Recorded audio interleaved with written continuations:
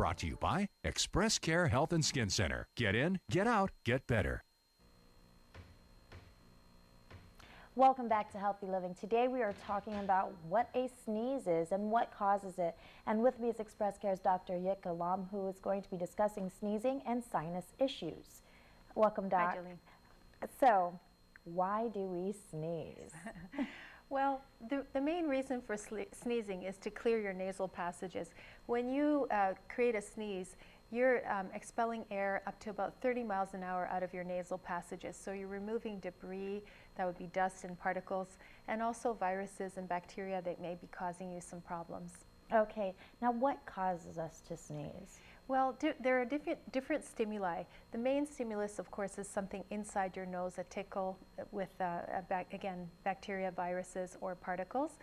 But there are other things that can trigger a sneeze, such as bright light, also sometimes feelings around the eyes, especially injections or even a bug bite around the eye can make you sneeze. So those are the main triggers. Wow, I didn't know a bug bite could trigger a sneeze. It can. That's interesting. And of course allergies when we're exposed to, again, dust, pollen, those kind of things. Okay, now when you sneeze, you never just sneeze once. Usually you always not. Sneeze like several times. So why does sneezing come in like groups?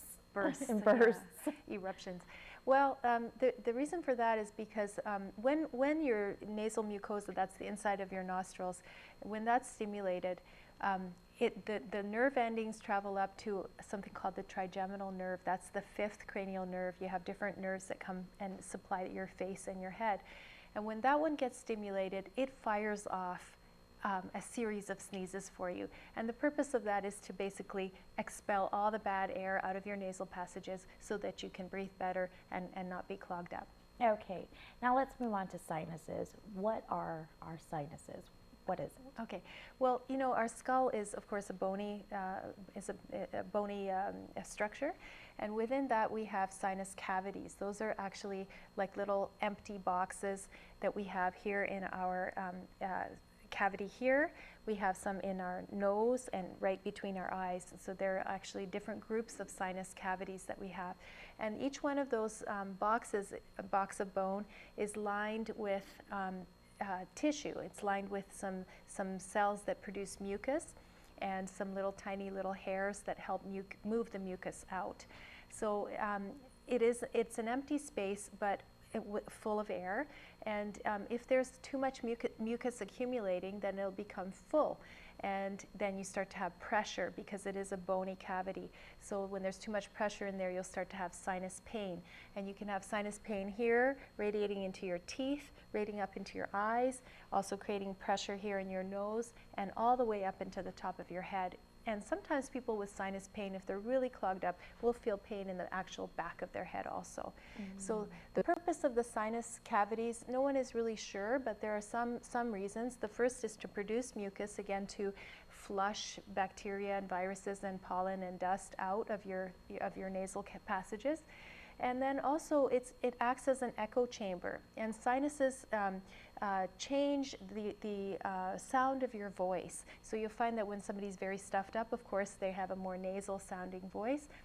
So that's one of the reasons why scientists believe we develop sinuses, is to be able to carry our voice further. It's like an echo chamber. Oh, wow, okay.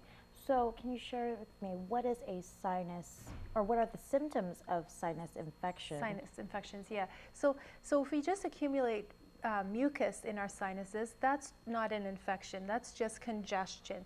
And you may feel pressure, you might have a sinus headache. When that fluid becomes infected with a bacteria or a virus, then you start to have pain, fever, blowing green or bloody mucus out of your nose. Also postnasal drip, meaning you have a tickle in your throat all the time, a sore throat, and even a cough from all that drainage.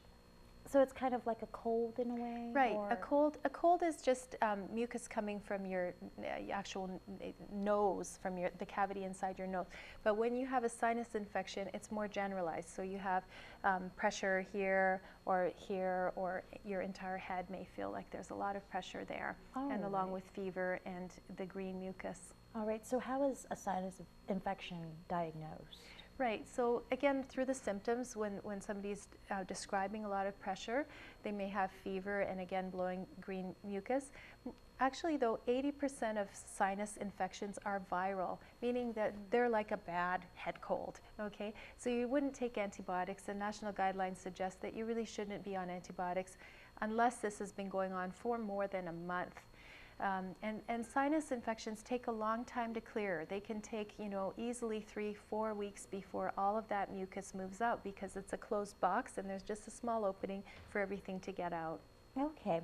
Now, how are we able to clear our sinuses? Right. So prevention's the key, right? If you already know that you're allergic to certain things, please stay away from them. Cigarette smoking is the top offender, okay, for creating sinus congestion. The other thing you can do is reduce your allergic symptoms by taking something like loratadine or Zyrtec or Allegra or Benadryl. These are things that will reduce the amount of mucus that you're producing. And finally, you can take a decongestant, something like Sudafed over the counter, in order to reduce the amount of congestion you have. You can also use a neti pot, which is a flush.